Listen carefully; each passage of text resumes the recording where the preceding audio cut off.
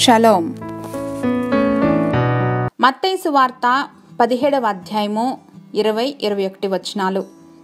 The gospel according to Matthew chapter 17 verses 20 and 21.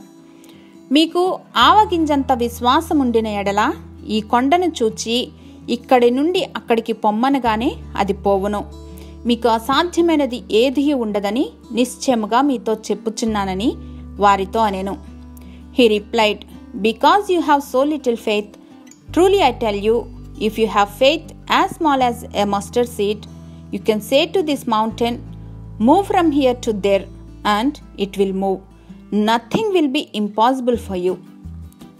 ఆవగింజంత విశ్వాసం ఉంటే చాలంట, మనకు అసాధ్యమైనది ఏదీ ఉండదట. ఎంత ఆశీర్వాదకరమైనటువంటి ప్రోత్సాహం! ఎక్కడైనా పర్వతాలు వెళ్ళి సముద్రంలో పడటం విన్నామా? ఇక్కడ మాట్లాడుతుంది నిజమైన పర్వతాలు కాదు, కానీ మన జీవితంలో మనకు కొండల్లాగా పర్వతాల్లాగా కనిపిస్తున్నటువంటి మన సమస్యలే. ఒకానొక దినాన్ని ఈ పర్వతాలన్నీ కూడా లయమైపోయే రోజు వస్తుంది.